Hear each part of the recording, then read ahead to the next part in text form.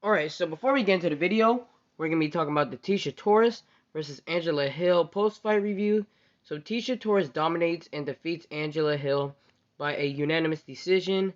And my thoughts on it, good win for her.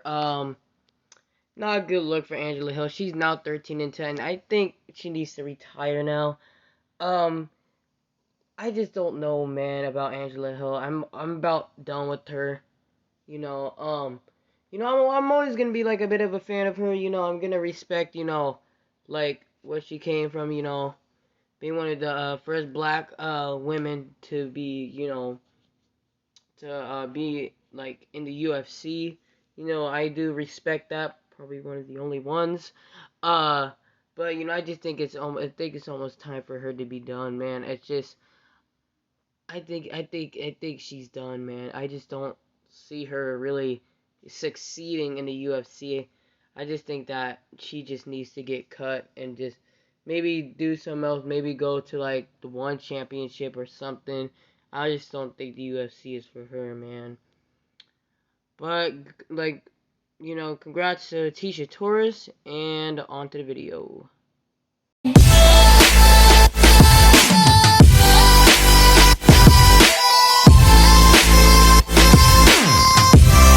Hey, what's up, y'all? Preston from Fight Media 360 here. So this is a quick preview and prediction for Gary Antonio Russell versus Emmanuel Rodriguez. So before we get into all of this, I just want to say this fight takes place on the undercard of Guillermo Rigondeaux versus John Riel Casimero. So this is going to be taking place on Showtime on Saturday, August the 14th. So now we got that out the way, so now let's talk about the odds and then what they need to do to win, and then my final prediction. So let's start off, well, not let's start off, but Gary Antonio Russell is listed as the favorite in this fight. I think he is a negative 185 favorite over Emmanuel Rodriguez. So now we got that out the way, so now let's talk about what they need to do to win, and then my final prediction. So let's start off with Gary Antonio Russell. But before I do that, I just want to say this is gonna be a good fight, man. I ain't gonna lie, both of them carry some power. Both of them, beat some pretty good fighters. Gary Antonio Russell, beat Juan Carlos Payano by a technical decision. So and then Emmanuel Rodriguez, beats people like Jason Maloney, and I would say like Emmanuel has more experience on fighting in the higher level. He lost to this one I forgot what that guy's name is, but then he also lost to Noya Inoue. So yeah.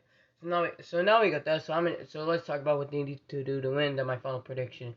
So again, let's start off with Gary Antonio Russell. So what I would like to see from him is I would like to see him like I would like to see him kind of like box how he does, but I would really like to see him work more on his jab because he's kind of like an aggressive boxer, and I do think he takes a lot of chances too much, So he kind of fights like a Jamal Charlo, good boxer, he knows how to use his jab and stuff like that, but he does like to get hit a lot.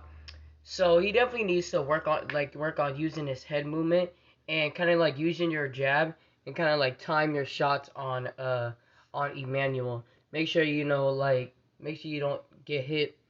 I mean, you could get hit, but make sure you make um Emmanuel Rodriguez miss a lot with your punches. And then kind of use your jab.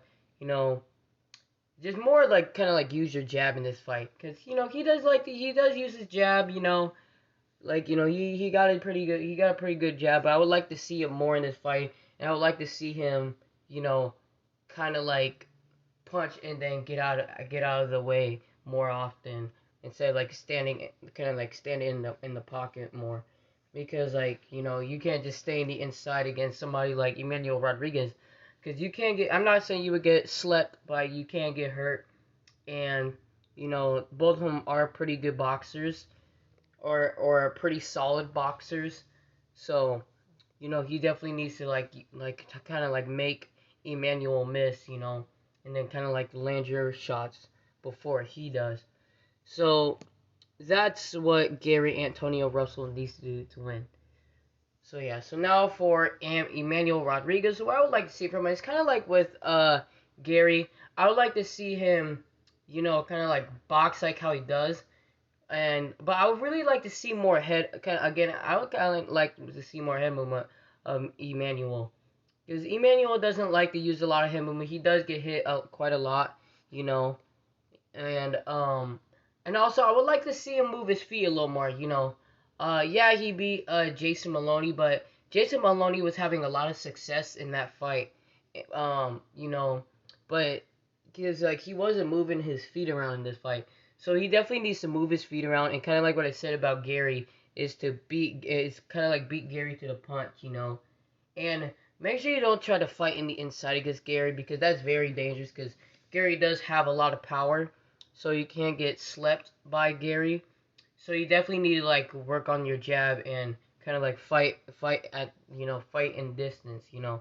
So like fight kind of like in your range and use your reach advantage over Gary, because I believe he has a slight reach advantage over Gary, but a lot of it is the same. Their height, their weight, almost like they have almost identical reach, but um um Emmanuel just has a little bit of a longer reach. So he definitely needs to just like use your jab to like kind of like to keep Gary off of you, you know.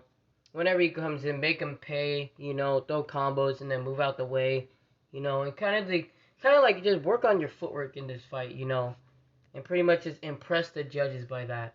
So that's what Emmanuel Rodriguez needs to do to win. So yeah. So my final prediction for this fight, this is a good fight, man. This is a really good fight. This is a perfect like style clash. Both of them like the box. Both of them don't have necessarily the best head movement, but and then they both carry some power.